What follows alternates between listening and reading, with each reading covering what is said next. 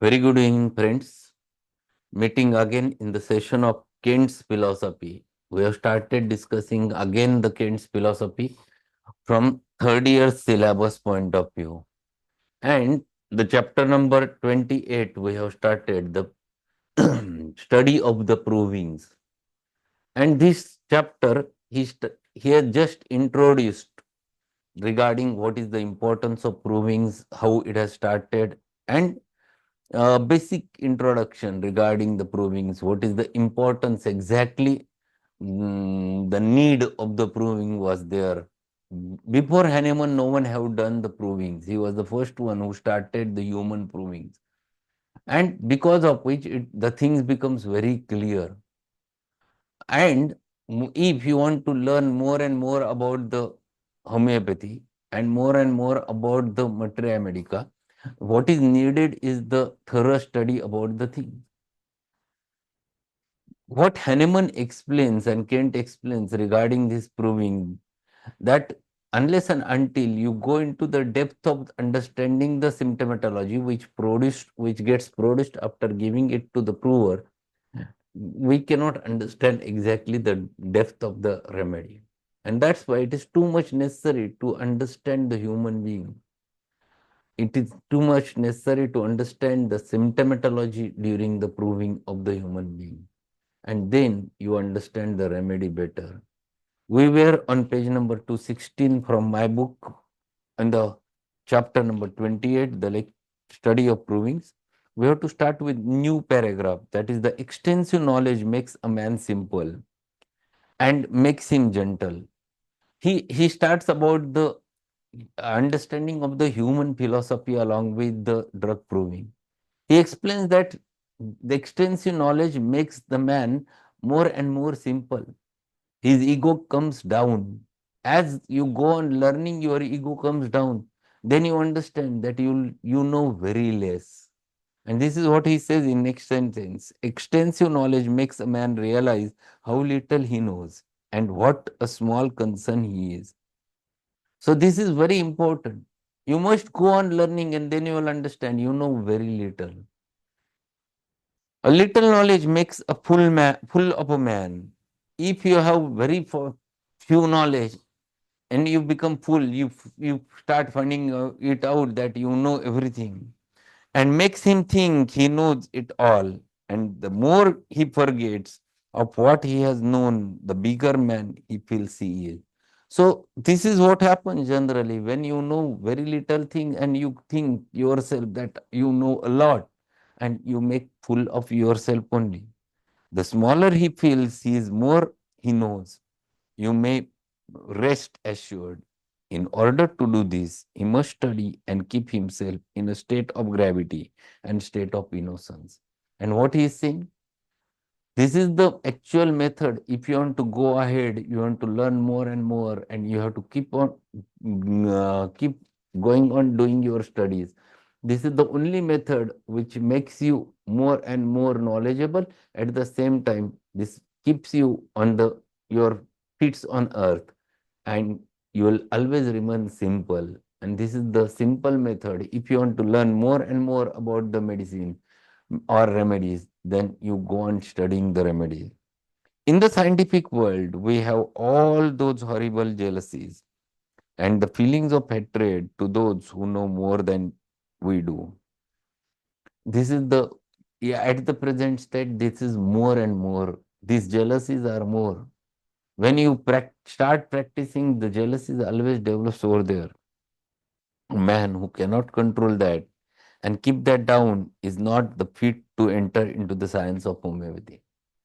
So if you go on doing these things in your life, then you are not liable to do homeopathy. This is what he says. Don't compete with others. Don't feel jealous about the others. Be a simple man. This is what Kant says. He must be innocent of all those things. He must put that aside and be willing to learn of all sources, providing the truth flows from these sources. So he explains to all of you, the homeopathic student, that you should be so innocent that you must go on learning again and again and more and more. The more knowledge you will learn, you will find that yes, you are, it will be better for better mankind. At the same time, you will feel that you are not knowing many things. In this frame of mind, and this frame of mind only, can the physician proceed to examine the materia medica. If you want to learn the materia medica, this is the only method. Go on learning.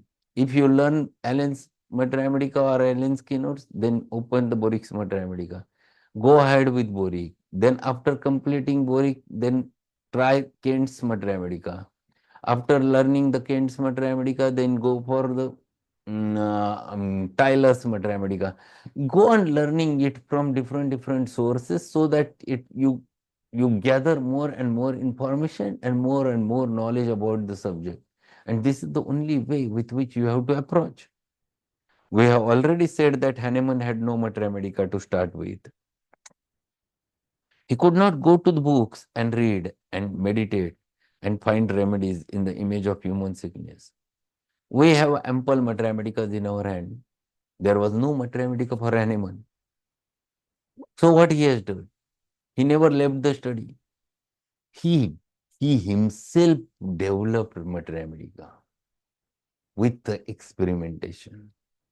So he had no such remedies to study, and hence it was necessary to build up the materia medica.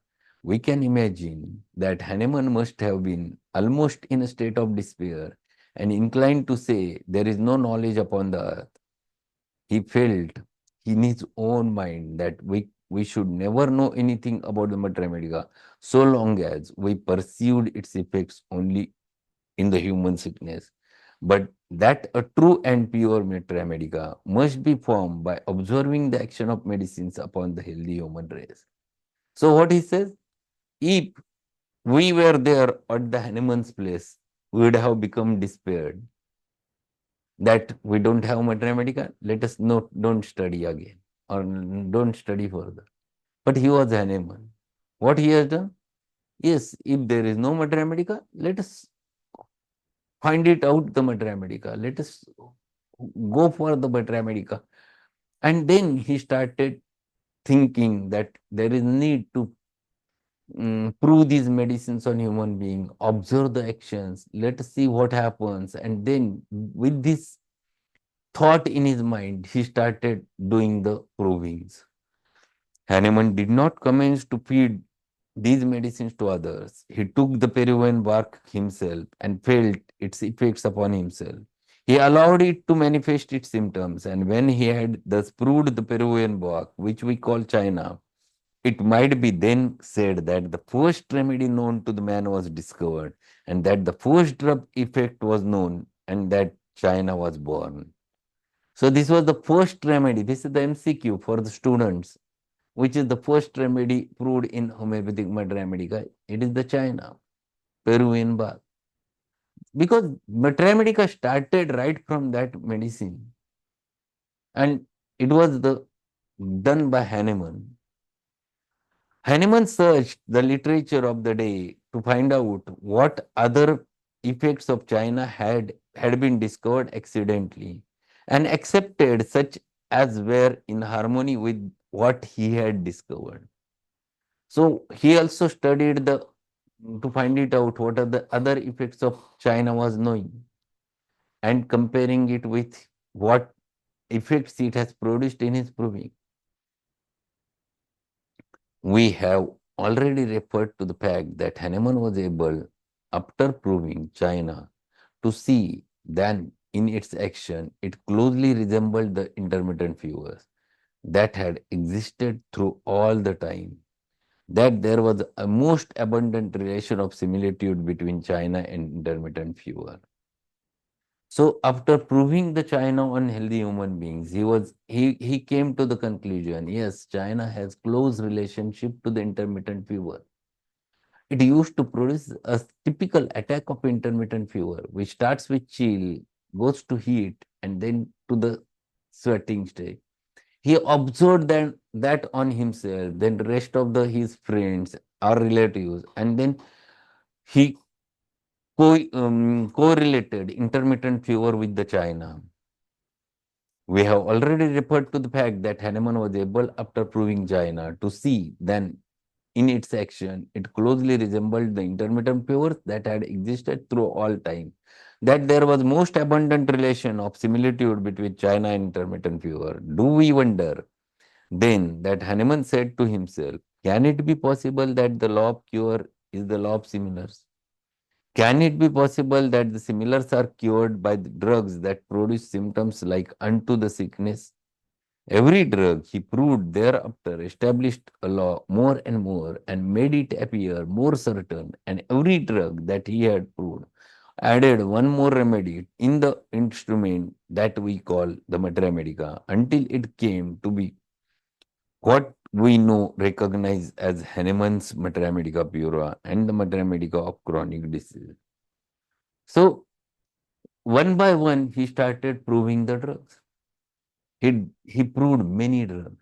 He started with China and then many proved. Nearly about 99 drugs were proved by him. So day by day, the materia medica grown richer and richer. So this is the way the materia medica was formed. This is the birth of materia medica. This work was simply enormous and very thorough. But many additions have been made to it since the time of its publication, and these form the instruments we have to examine. So thereafter, many drugs are introduced.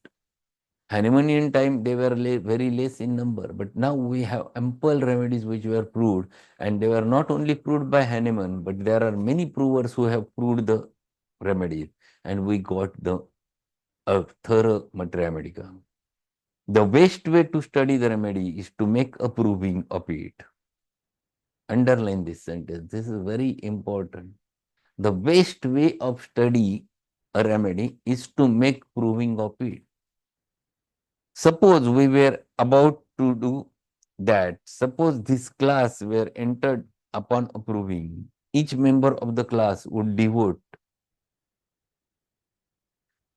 Suppose we were about to do that. Suppose this class were entered upon approving. Each member of the class would devote, say, a week in examining carefully all the symptoms that he or she is the victim of or believes himself or him on or herself to be the victim of at the present time and for many months back. Each student then proceeds to write down carefully all these symptoms and places them by themselves. This group of symptoms is recognized as the disease state of the individual. So what he is saying that it is better to start with proving with yourself. This is the group with which we can do a proving. And you start writing down what happens after taking the proving dose. We will create a materia medica. We will understand the symptomatology of that specific remedy. So this is the best way of learning the materia medica, by proving the remedy on oneself.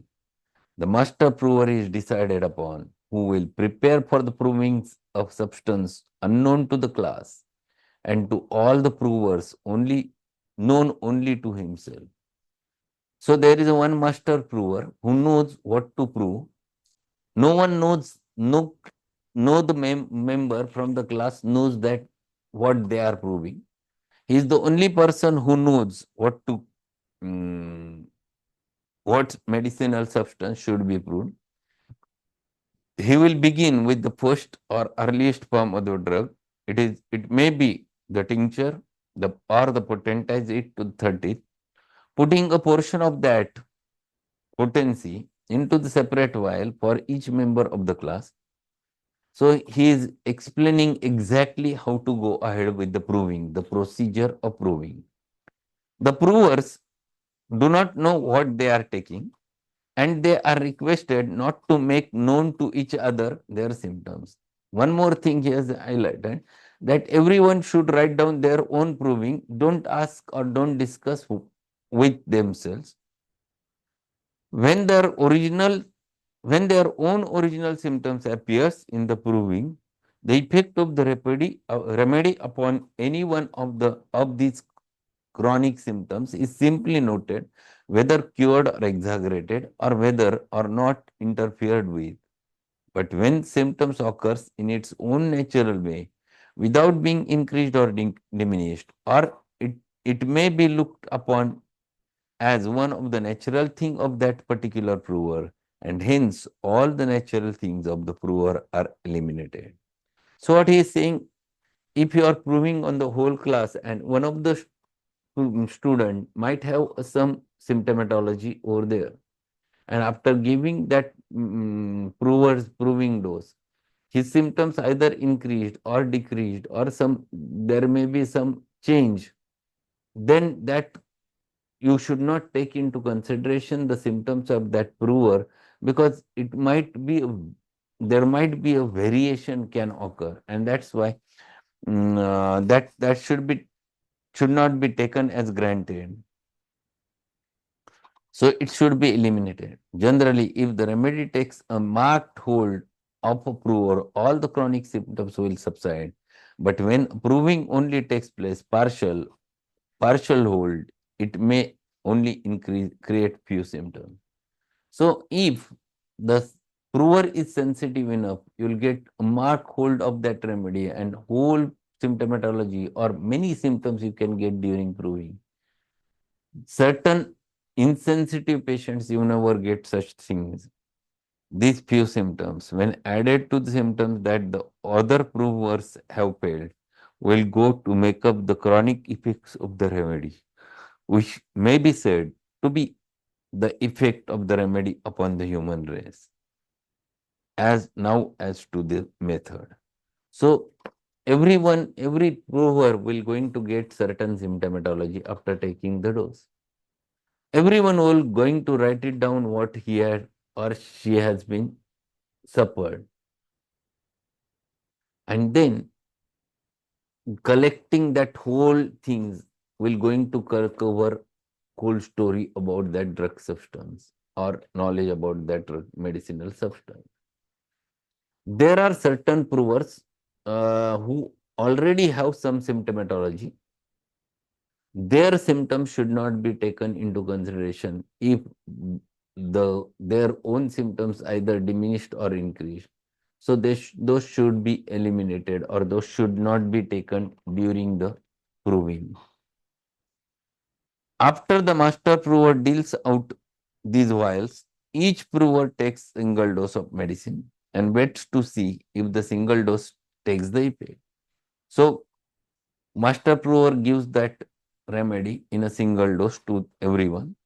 If he is sensitive to that medicine, a single dose will produce symptoms, and then those symptoms must not be interfered with. They should be allowed to go their own way. In the provings of an acute remedy like aconite, the instructor who knows something about the effects of the medicine may be able to say to the class, if you are going to get effects from this remedy, you will get those effects in the next 3 to 4 days. So what he is saying, if you are proving acute remedy, you tell only one thing, that you are going to get symptoms within first 3 4 days, because then that prover will look towards it seriously within first 3 4 days, because aconite has a very acute pace. Aconite pace is so fast that it will produce symptomatology within first few hours and first 2 3 days. If you will, it will be necessary to wait longer than that for aconite, Naxomica or Ignatia, but longer for sulfur and some of the antisories. So for Naxomica, for Ignatia, for aconite, those acute remedies whose action will not remain for longer time of duration, it will vanish within 3 4 days. The prover should look towards the symptomatology very clearly. If we were attempting to prove the remedy like silicate of alumina, the master prover would advise the class not to interfere with the medicine for at least 30 days, because its prodrome may be 30 days. So it depends, it varies from remedy to remedy. Which remedy you are going to prove? Whether it is acute or whether it is chronic. If you are proving chronic, then at least 30 days you have to wait for what symptoms comes out of the proving. So see, each and every details he tries to mention over there, how to go ahead with the proving. Then he says, it is highly important to wait until the possible prodrome of the given remedy is surely passed. It is, so what he is saying? If you would have given single dose and if it is acting, then there is no need to repeat the remedy.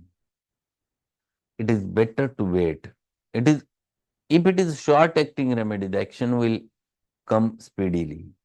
We must, we must bear in mind the prodrome, the period of progress and period of decline when studying the Mater Medica as well as when studying the miasm.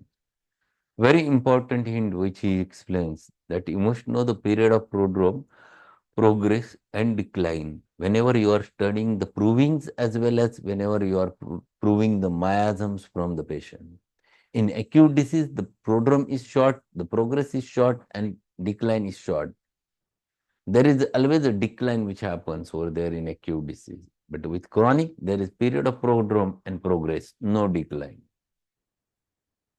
The master prover will usually be able to indicate to the class whether they should wait a short time or long time before taking another dose. And from this, the class will only know whether the drug to be proved is acute or chronic.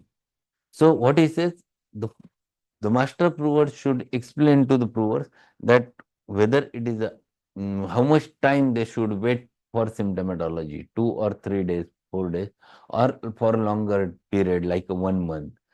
So prover only will know understand whether he is proving the acute remedy or whether he is proving the chronic remedy. I think we'll stop over here. Tomorrow we'll continue with the next paragraph. This chapter is generally a chapter one should learn or one should know regarding the how homeopathic proving is conducted and what is the importance, and in order to explain to the other doctors of other pathies, you must have a thorough knowledge about it, and that's why this chapter is useful for us. So that's all for today. Uh, Today evening we're going to learn a very short remedy, a taraxacum from third year syllabus. So be there at 8:15 with to learn the taraxacum. Okay. So Thank you that's very it. much, sir. Have a good evening. Thank you. We'll meet at 8:15.